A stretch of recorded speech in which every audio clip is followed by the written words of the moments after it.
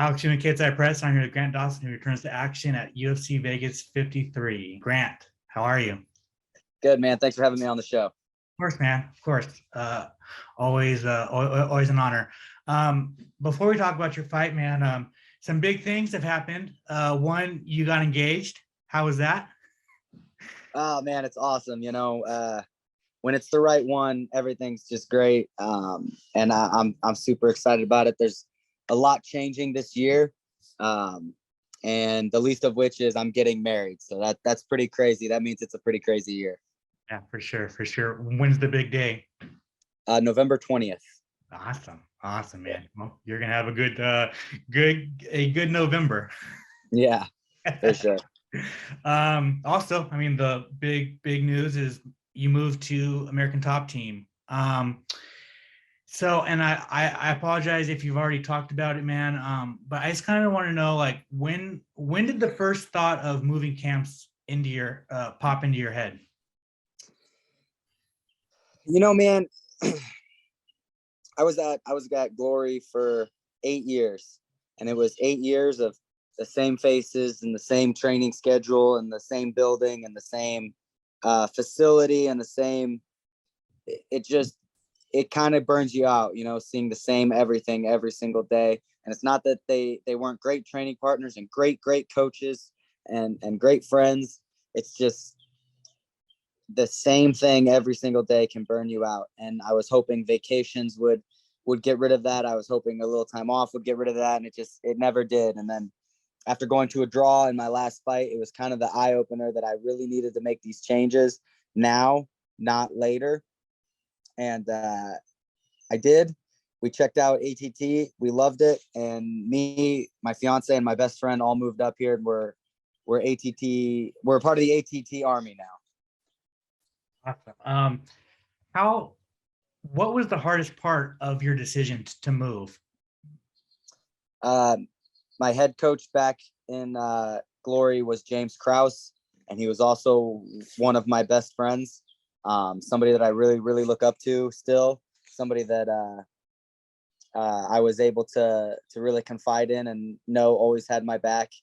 And, I do think that we are still friends and that our relationship will be fine, but it's not the same. We don't talk every day. I don't see him every day.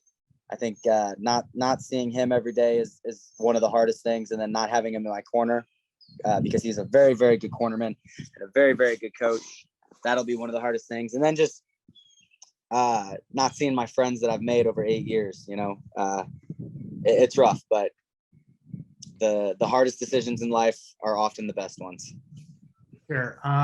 Was there ever thought about maybe going half and half, maybe do half your camp at Glory, half your camp at ATT? No. Why is that? I believe that if there's a better place, I don't believe in camps. I believe that if there is a better place for me to be, I want to be there all the time. I don't want to be getting better 2 months, 3 months at a time. I want to be getting better every single day. So moving here was the answer. Gotcha. So you completely moved to Florida, man. How do you like it? Oh man, we love it. The weather's great here. The sun is great. The training is top notch. The facility is amazing. We absolutely love it here in Florida. Awesome. Who are some of your main training partners now? My two main training partners are Natan Schultz and Tiago Moises. Those are the two savages that I've been working with every single day and getting better with every single day. A bunch of Russian dudes whose names I can't pronounce that have great records that no one's ever heard of. A lot of those guys, they literally have everything here.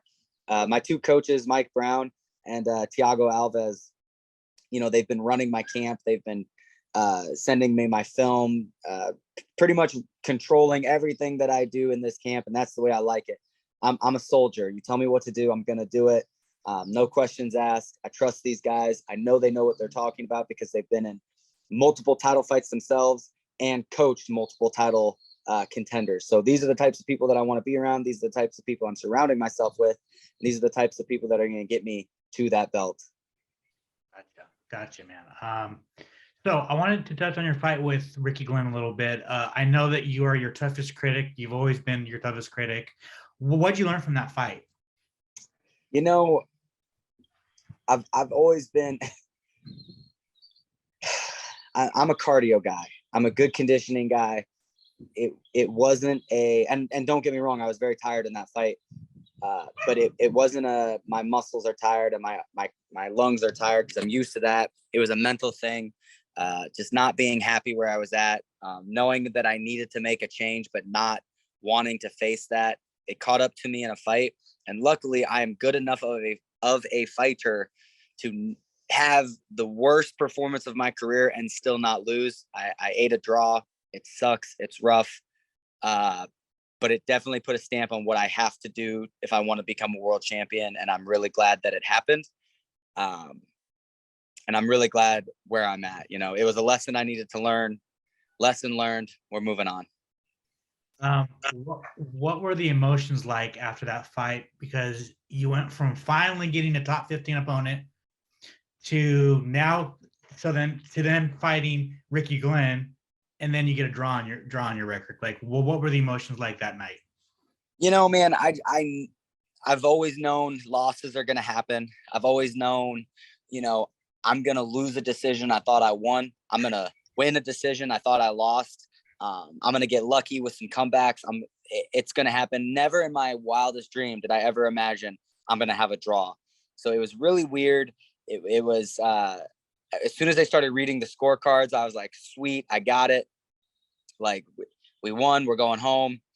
You know, we'll make some changes. And then they read draw, and it was instantly one of those things of like, where do I go from here? You know, where if I'm not good enough to beat Ricky Glenn, and that's nothing against Ricky Glenn, I do think he's a very good fighter, but if I'm not good enough to beat Ricky Glenn, how am I going to become a world champion someday? And it was like, I need to make changes. And it was almost, I don't want to, I was kind of lying to myself to where I thought, you know, I can make some changes and maybe stay at glory. And I think as time went on and just the way I was feeling wasn't going away, I think it was the nail in the coffin. Did you overlook Ricky at all? No, no. Gotcha. Okay. All right. So moving past that, Jared Gordon, short notice fight. How long of a like? I guess how short notice was it? Because I know that you cut some weight. So how's the weight cut going? And I guess how short of a notice was it?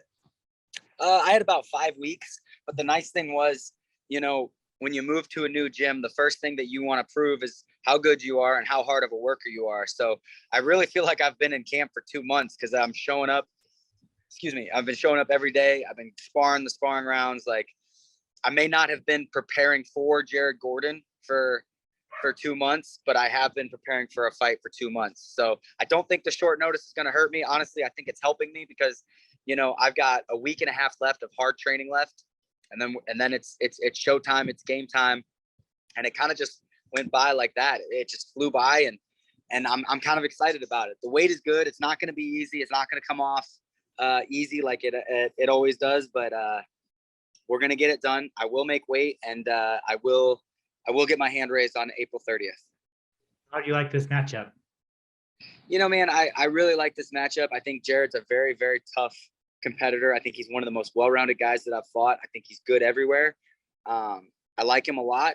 I don't like his chances in this fight. I think that everything that he does really well, I do just a little bit better. I think he's either planning to knock me out early or hoping that I get tired in the third, which is a fair statement to make looking at my last fight. But I guarantee you that is not going to happen. I've made these changes for a reason, and you're going to see a championship level fighter when you watch me on April 30th. Can't wait for it. Can't wait for it. Are you kind of in the back of your head seeing a Stanford versus ATT kind of matchup? Yeah, I mean, I think a lot of people are kind of looking at it like that, but I don't think he's been at Stanford for very long, and I haven't been at ATT for very long. And I love ATT, and I'm really happy that they're my team and they're my people, but I'm fighting for me.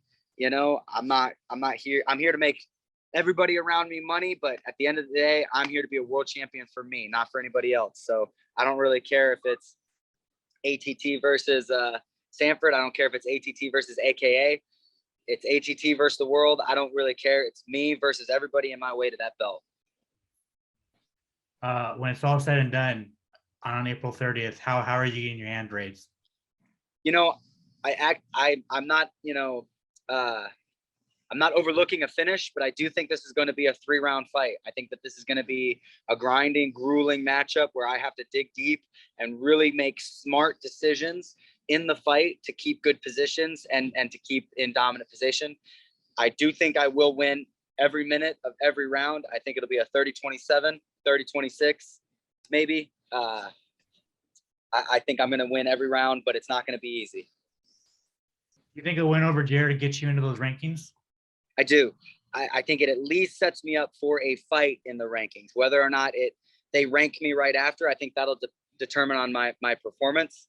But I do think that a win at least gets me a fight in the rankings, if not already ranked after. And then finally, a couple quick ones. What do you want the rest of your 2022 to look like? You're getting married in November, so do you want another fight in the summer, late summer? What's the timetable for you?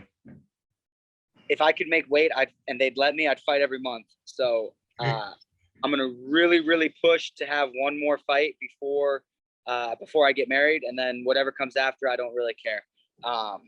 So I'm gonna beat Jared Gordon in 2.5 weeks, and then after that, I'm gonna be really pushing for another fight immediately. But we'll see. It's 7 months in between, so I should be able to get another fight hopefully, and especially if I'm pushing for it and I can keep my weight down. I would think I'd be able to get another fight right away. Who gave you your nickname KGD? It was kind of myself and my friend. We were talking about, because I used to want to go by the name King, like I wanted to be King Grant Dawson, and there's a million Kings out there, like Max Holloway calls himself the King. There's Bobby King Grain, who is so famous and popular, you're never going to get that name back. And I'm a big fan of GSP, and I'm a big fan of RDA. So it's kind of like, what if we took King Grant Dawson and just took the letters, and it was kind of like, yeah, Grant KGD Dawson, that works. And it stuck. So, it is what it is. I like the name. I'm going to keep it, whatever. Awesome. Grant, thank you so much for your time, man. I really appreciate it. If you want to plug your social media, you want to plug your sponsors, you want to thank anybody, the floor is yours. I just want to say, follow me on Instagram. I don't really get on Facebook, and I hate Twitter. So follow me on Instagram. If you want to get a hold of me, that's the way to do it. I try to check my messages, but as we were talking about before, it's really hard for me to check everything. So if I don't see you, I'm sorry. Hit me up on Instagram.